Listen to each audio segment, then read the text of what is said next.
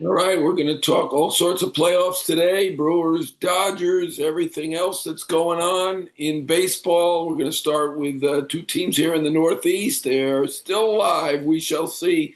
Very exciting day in the Bronx last night. You can see, you can probably hear I'm a little bit under the weather. The weather outside right now, rainy, should clear up, should have a game four. Feels like the Yankees have an advantage now. Hard to believe what happened last night, right down 6-1. Yankees came back to win it and stay alive. Unbelievable. Third elimination game that they survived. They are good at surviving. No question about that. Great at hitting home runs, great at surviving. So they're not one-dimensional. They've got two things they do great. And chat at me. Go ahead and critique, question, criticize, compliment, whatever you want to do. Questions I will take, certainly. Let's start with the pressure in the Bronx. So is there pressure on Aaron Boone? I still don't think so. I don't think it mattered that they won last night or didn't. If they hadn't won, I think he's going to survive. Obviously, tough job.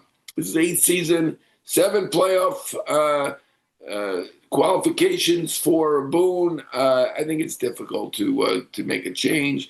A couple big questions there. First of all, his regular season record, outstanding. I think he's even got a winning record in the postseason, but obviously has not won the big one yet. We shall see. They've still got some elimination games to win, and that is obviously something they have been good at. But feels like Aaron Boone's going to make it. He did get that 2-year extension in spring that covers next year and the year after at about $5 million per.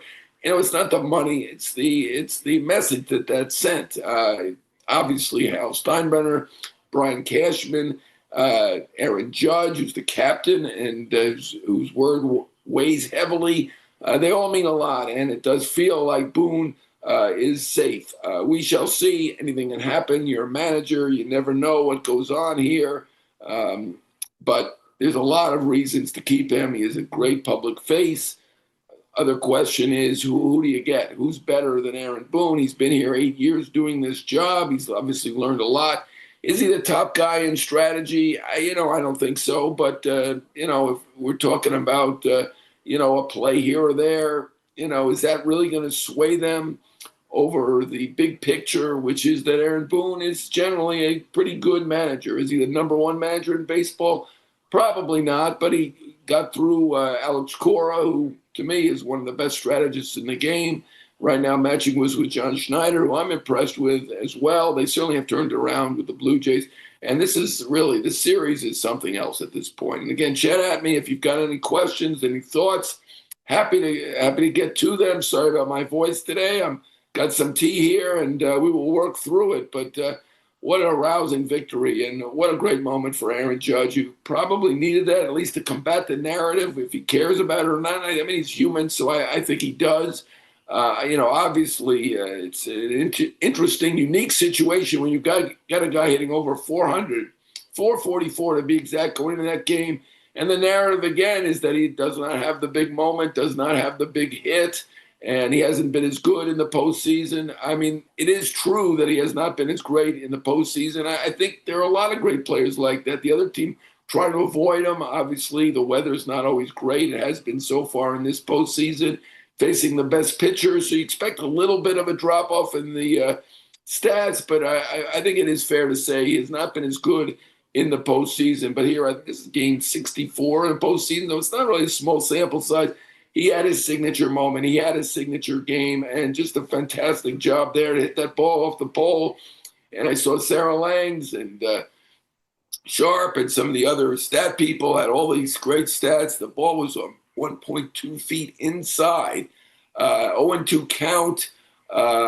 It was not a strike. It was the furthest inside or outside that Judd had hit for a homer, and not what a homer to be 2/3 the way up that foul pole. Barely fair. I think Judge made an interesting comment or fun comment saying looks like the gods of the monument or the ghosts of the monument might have blown it back and helped me out a little bit.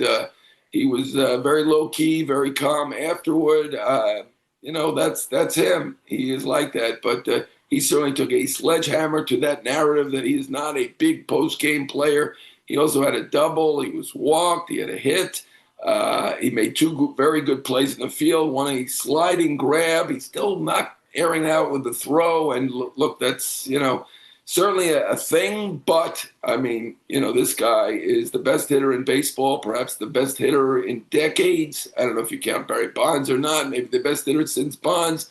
Maybe even before that. He has been a great Yankee. I understand that until last night he did not have that signature moment, but I did see a stat, and I think this is courtesy of Sarah Langs. He's got 6 home runs in elimination games, tying David Ortiz for the most in postseason history. So, I mean, that's something that really is, I think he's probably been over-criticized. I think that's when you're at the top, that's what you get. So I do understand that, but big game today, game 4, and the Blue Jays right now, I saw they took some heat for going right to the bullpen early when Bieber was not getting it done, when he was losing that 6-1 lead. Part of that was the Blue Jays making some errors, obviously a drop at third base. You don't see that from the Blue Jays. They do play the game right, and people have criticized the Yankees for that. The Yankees have been better than the Blue Jays in those situations so far in this series. Blue Jays looked like they were going to storm to a victory here, though. 6-1 lead after winning the first 2 games by a combined 23-8, and that's what the Yankees really faced the underside of the Blue Jay bullpen in game 2. So really impressive start for the Blue Jays and a 6-1 lead. I think that was the 3rd biggest comeback ever in an elimination game. And again, I'm citing these stats brought to you by Sarah Langs and others, and I give them credit for that because, it's amazing. 6-1 down after you'd been killed in the first 2 games. The Yankees are good in these survival games. They did it twice against the Red Sox. This is survival game number 3 that they've won. They need to do at least 2 more. We shall see if they win this, how many more it becomes. But right now they've had 3 elimination games that they've won. The record is, I believe, 4, the Yankee record, and I think that was the 2017 team, Judge's first team. They beat Cleveland after going down 0-2 there, won 3 straight. So they won 3 elimination games there and ended up winning that series. And, obviously Judge is an all-time great. And it was great. It was great to see him finally do something. And that's not even fair to say finally, but to do something huge in the postseason. So, Judge beat back that narrative, and I do think Boone probably is safe in the Bronx. All right, we're going to go to the Phillies, and that is a big question right now. What is going to happen if they don't survive this? I do think they made some mistakes there to have Castellanos stay at second base. Castellanos a daredevil on the bases, and he was barely safe at second on his hit. I appreciate the fact that he's a daredevil, but he's not particularly fast and not a great base runner, let's face it. Probably should have pitched run for him there. And when they saw the wheel play the first time, Stott laid down for the bunt, Thompson should be fired. All right, well, I'm not going to advocate for firing anybody, but I appreciate that, chat. I don't advocate for firing. I do think that he is clearly on the hot seat. If they don't survive this, it's a little unfair because they're playing the Dodgers, a $400 million team, the most talented team in baseball, and to pick on 1 or 2 or even 3 strategic questions. But that's the nature of the job. And I do believe that I'm not going to say he should be fired. And I know Rob Thompson for a long time, great guy, terrific in the clubhouse. He's been great in Philly. He saved them 3 years ago. It wasn't going great for Girardi at that moment, who does happen to be a good manager. They made it to the World Series as a 5 or 6 seed. Didn't win that World Series, but then the last 3 years, and we'll see what happens here because it's not over. Teams can win elimination games, as the Yankees showed, but they're going out to L.A. for 2 games. It's going to be tough. It really is going to be tough. He jokes in big spots. He did get them in the World Series in a season where they were at a losing record when he took over. So let's not forget that. But this is the 3rd year in a row, if they do fall out here, that they didn't make it. Now, is this a good draw for Philly? The fact that they won the division and got the bye, the bye didn't really work out for them last year, and they really played poorly against the Mets. So maybe the bye is not great for them, but it seems like it's not like they're playing poorly. I do question some of the mistakes I mean, once the wheel play is shown to be on, do you again go with the bunt with Stott, left-handed batter, a guy on second? I mean, I would have pinch run for Castellanos. I would have had Stott swing away even before that wheel play was on. But once it's on, I mean, he made a great bunt. Even a great bunt didn't do it. Obviously, the Dodgers, who say they never practiced the wheel play, pulled it off to perfection. Mookie Betts got over there, beat Castellanos, which shouldn't be a shock, really. I mean, he is faster than Castellanos. I know he may not be the fastest in the game anymore, but he's fast enough, and he's been great at shortstop, really. So, I mean, and right now, I mean, we're going to talk more about the Dodgers, but right now they are looking like the team to beat. That does feel that way. We shall see. They are the defending champion. Maybe they'll end up against the Yankees again. Certainly didn't look that way after those first two games where the Yankees were absolutely blown out. Can a team who loses the first two games 23-8 end up winning a series? It's possible, obviously, for those of us who've at least followed history or are very old. The 1960 World Series, the Yankees won 3 blowouts, lost all the close games, and lost the 60 World Series to the Pirates. So anyway, shakeup in Philly coming. I'm not going to be shocked if they make a change in manager at this point. I love Rob Thompson. I think they all do too. But if it's 3 years in a row where they don't get out of their first round, wouldn't be a surprise if they did make a change. Excuse me. Of course, they'll have competition. There are already 5 teams looking for managers. I do feel like Pujols is the major favorite, big favorite in Anaheim, where he played. The other teams still looking. I do think, excuse me, Nick Hundley is probably the favorite in San Francisco. All right, shake up in Philly. We're going to go to the Cubs right now. Give me a second. All right, I'm going to just talk slower, and we're going to get this all done, and it's going to be great. All right, Cubs and Kyle Tucker. Yeah, I mean, right now the Cubs are in a tough spot, down 2-0 to Brewers, who were the best team in the regular season. They've started out great. It's a tough situation to be in. If the Cubs don't make it to the World Series, I mean, I really think it's a long shot that Kyle Tucker return to the Cubs. It just doesn't feel like it's a marriage that's going to stay together. I mean, I'm not there, but I think probably Cubs fans would agree with me. He's a terrific player, great all around. He's going to get huge money in free agency. There are other teams that like to spend more money than the Cubs. Cubs do have some young players coming, obviously. Owen Casey looks like he probably is going to be ready next year to play full-time. So it doesn't seem like Kyle Tucker is the need that he was going into the season, and he really hasn't been the big player for them. I mean, statistically, he might have the best OPS on the team. I don't know. It's pretty close. They're all in that 800 range, but feels like Suzuki's had bigger hits. Some of the other guys seem to have had bigger hits. Let's go Cubs. We got to let's go Yankees earlier. I mean, certainly those teams that are down 2-0 or 2-1, I don't think the Cubs have any kind of pitching to make the run. Yeah, let's be realistically, losing Cade Horton is a killer. I mean, you lose your number one pitcher. Happened to the Phillies as well. They lost to Wheeler. It makes it tough. I mean, the Phillies, I think the real problem is the draw. To draw the Dodgers, who are a ridiculous amount of talent. I think that's their big problem. Certainly, Cade Horton might have helped the Cubs to come back on 3 days rest. I think that was tough for Boyd. It looks like the wrong decision now. I don't know, easy to say in hindsight, but they needed to do something special. It does feel like the teams that played that first round, you get a disadvantage. Certainly the Yankees had a disadvantage coming in against the Blue Jays. I think the Cubs had a disadvantage coming in against the Brewers as well. So I'm with you. The Cubs are in a tough spot right now. And as far as Kyle Tucker goes, yeah, I still think it's I think we've been saying this on this live stream for a few weeks now. Long shot that he does stay with the Cubs. It was worth trying. He had a solid year. But for the Cubs, who are not a team that spends huge, right? Their 2 biggest contracts ever were the under $200 million deals for Dansby Swanson and Jason Hayward.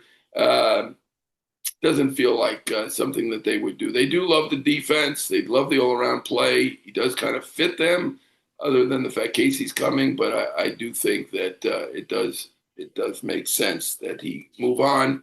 whether it be the Dodgers, the Mets. I've seen somebody speculated to me the Mets with Tucker, which would be interesting. Do they move Soto to left field? I mean, the Mets have a lot of interesting decisions to make. You're not going to move Soto to DH with 14 years to go. I don't see that, but could you move him to left field and move Nimmo to center field or trade Nimmo? I mean, I'm not ruling anything out after the Mets debacle this year, and that was a debacle, but feels like it has to be a big spending team because we're looking at a player who's probably going to get about $400 million. I never thought he'd get Soto money, and Vlad Guerrero money seemed like a stretch to me. I mean, look at it. When he was on the Astros, maybe he put up the best overall numbers in terms of WAR, but it didn't seem like he was the player. You know, at times it was Correa, Springer, Altuve, Alvarez. So, I mean, to pay that kind of $500 million for that, for a great all-around player who's never been the guy, I think that's a stretch. Obviously, we see with Vlad Guerrero, $500 million, people could call it an overpay. He has been amazing, and give him credit. He has, to this point, had a great duel with Judge, and I mean, nobody could have played better than Guerrero's homered in all 3 games at the first Grand Slam in Blue Jays postseason history. Made some very good defensive plays.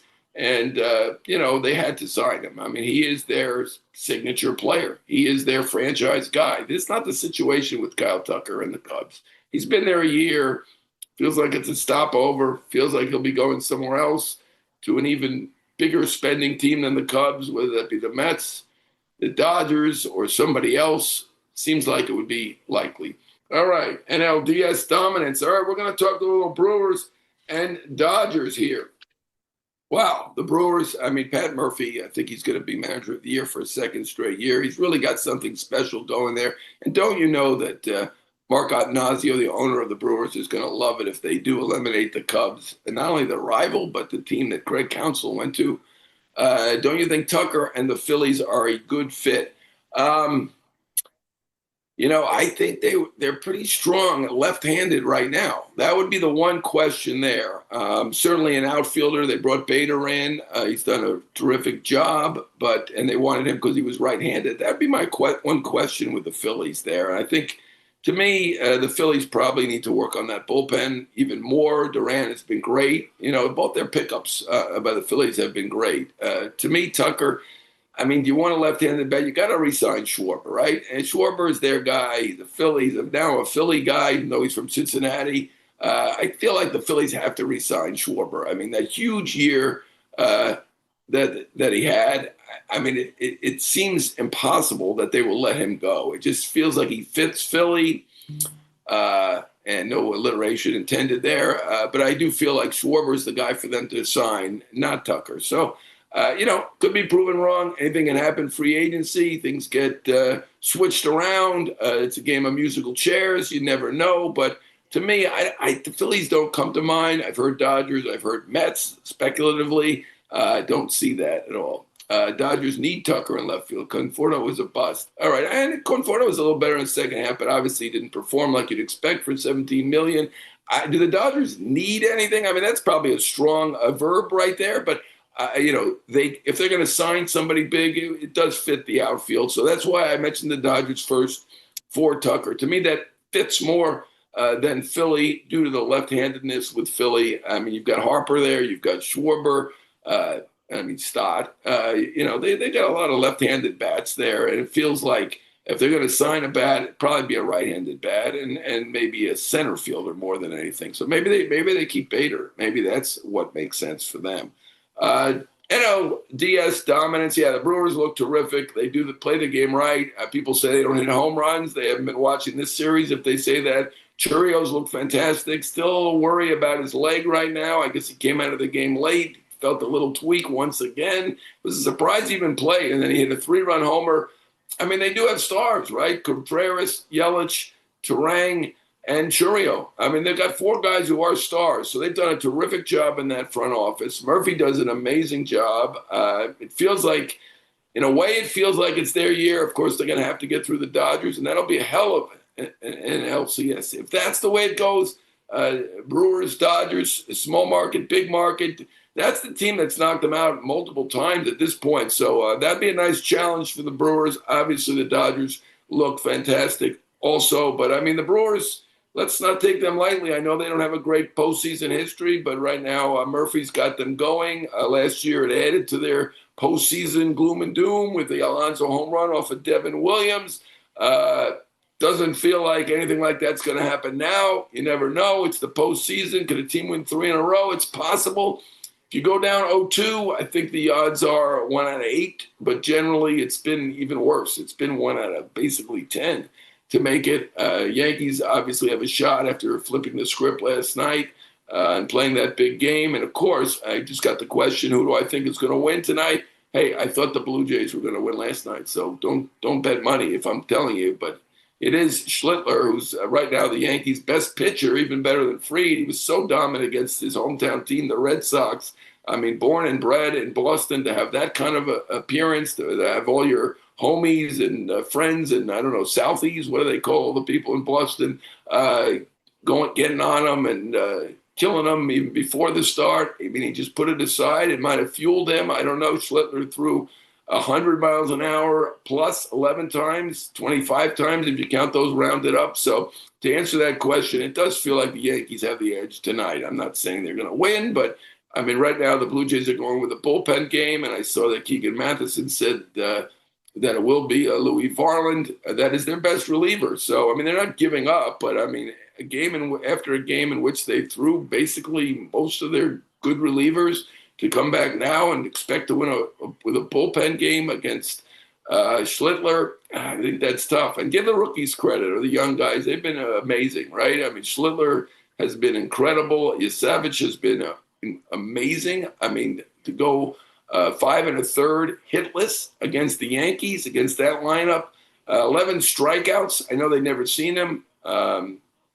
Okay, who gives a whatever about the Yankees? All right, I get it. I mean, obviously this is, it felt, like the Yankees-Blue Jays was a little bit of a rivalry, but not crazy. It might get that way if this goes to a Game 5. So certainly it was fueled, and people had forgotten that Buck Martinez, who we had on the podcast at the New York Post, and did a great job, said in September 9th, the Yankees are not a good team. I mean, at that point, they did not look like a good team. They had some bad moments certainly at Toronto. They were 1-6 at Toronto. They made 11 errors in 7 games. They have not looked like a good defensive team at times. I get his comments, certainly, but they did win 94 games, just like the Blue Jays. So, I mean, home runs overcome a lot, right? And they have buttoned things up, right? Certainly getting Ryan McMahon at the deadline. Now, and Caballero, they have 2 excellent third basemen. Before, there was a black hole. They had 2 guys hitting 147 at third base. Now you've got Ryan McMahon, who's outstanding defensively. You got Caballero, who's the best base stealer. Only his opinion. If you're talking about me, exactly. I'm not. Don't go to bet MGM with anything that I'm saying here. But certainly, I'm sure the Yankees are favored anyway, right? So I don't know what kind of odds you get. But Schlittler looked incredible, going 8 innings, and give Boone credit for that. And obviously he's been up and down moments. I think Fried should have stayed in longer. I also thought that in the game where he put Warren in and took Fried out, and there were still 2 men on base in the 4th inning. He probably should have gone with Fernando Cruz or something to kind of stem the bleeding at that point. Philly's about to dominate. We shall see. It's possible. They got a great team. They won that division going away. So anything can happen. But, of course, they're going into L.A. L.A. looks amazing. And we're talking L.A. We're talking NLDS dominance. I mean, right now, the Dodgers have the opposite of what they had last year. Last year, they figured it out with 3 starters, right? They had Yamamoto, Buehler, and Flaherty, right? And obviously, Buehler's coming off of Tommy John. Flaherty had been up and down. Yamamoto had a shoulder concern. And they made do, and they figured out how to win the World Series in 5 games with that. Now they have 7 starters who are outstanding, right? So, and they're using 2 or 3 of them in the bullpen. So, I mean, right now the Dodgers have it all going. I think they figured out what to do with Snell. He only threw 60 innings in the regular season. He's now a dominant postseason pitcher. He's always been a great second-half pitcher, but they kept him fresh, and they were able to do that. Didn't get the bye like I'm sure they would have preferred. They had to play that first round. They ended up playing against Cincinnati, which only won was it 83 games? It was in the low 80s. It's hard to remember now. 84 games maybe. In any case, it was a good draw for the Dodgers to play a team that barely was over 500 and did beat out the Mets. So let's not shortchange what the Cincinnati Reds did. But,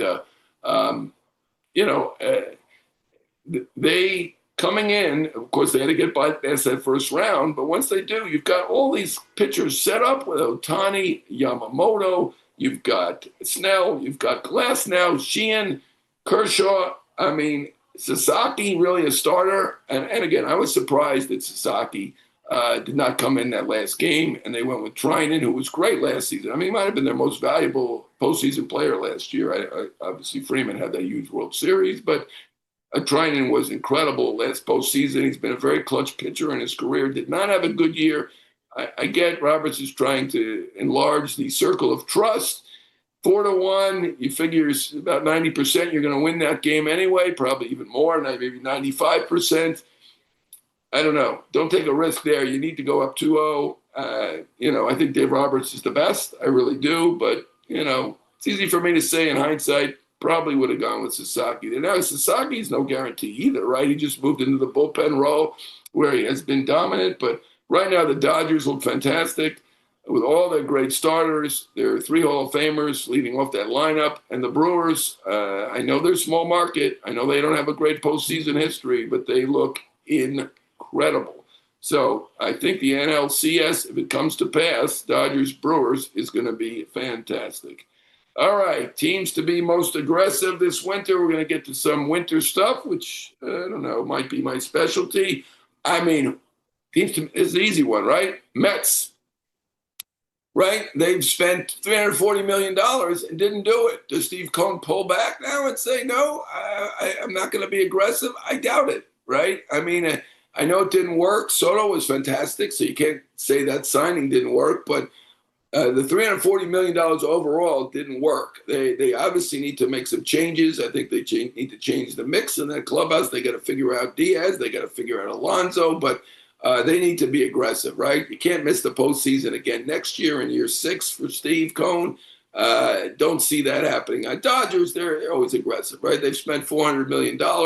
That's them. Will Boston trade Durant? Good question. They've got 4 outfielders. Did not have a big postseason. I don't think that really affects the analytics guys that run things there.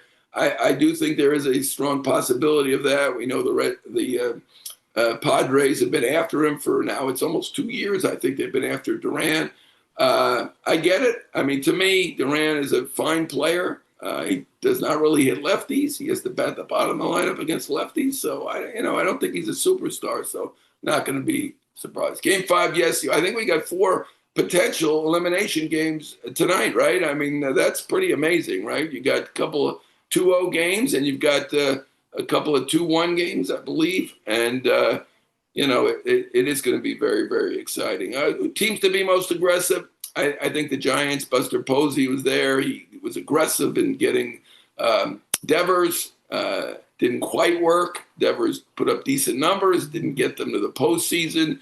He was aggressive in firing Bob Melvin. He was aggressive in selling when he needed to sell, and I think he probably made the right move there. I don't think there's a regret there for the Giants. They weren't going to make it. They weren't doing anything. They came somewhat close with what they brought in. Budo and Gilbert from the Mets certainly helped a little bit. But they were mostly a sell team, and I think they made the right move. They sold 2 rental relievers, right?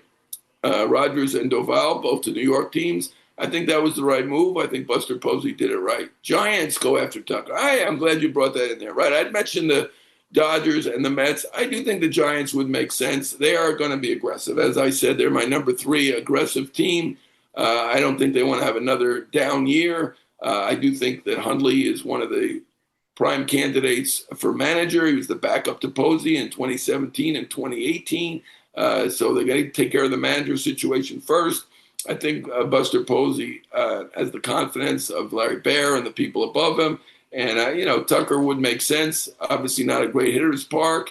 Hitters may be not love going there. Obviously, they've already got Devers, which they made the trade for. Haven't been able to sign those guys, though, right? I see the Giants going for him, but will he go there?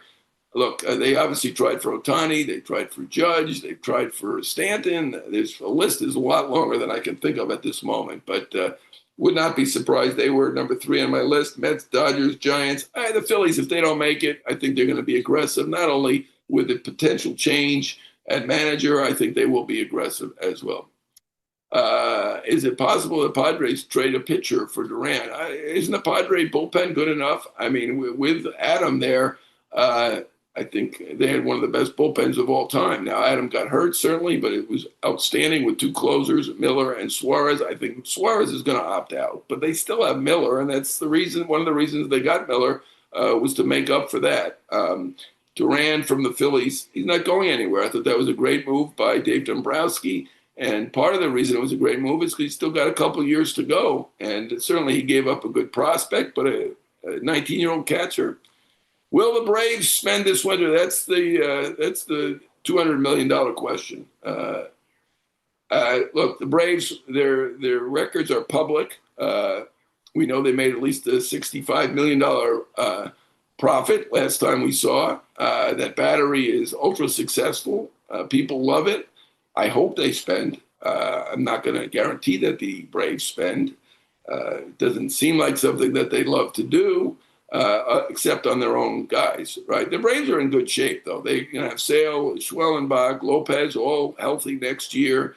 That's a good job, and that's a good team. I don't think they'll be, based on their history, I don't think so. I'm going to throw a couple bouquets out to some small market teams. The Reds and the Royals, they spend, and they try to win. And I give them credit for that. So I'll put them on my list. They're not going to be more aggressive than the Mets, the Dodgers, the Giants, or probably even the Yankees or Phillies as well. But I do think the Phillies will be aggressive. I think they have to sign back Schwarber, right? So that's the number one thing they have to do. If people don't think that's aggressive, well, I don't know. It's going to be expensive. Schwarber had an incredible year. I think he's probably a $40 million player, 4 for 160. That's a pretty good player, but he deserves it. All right, this is Jon Heyman signing off for Bleacher Report. My time is up. Thanks for bearing with me with my weak voice today. I will be back at you next week. Should be interesting. Big night tonight. We could have 4 winners or not. We'll see.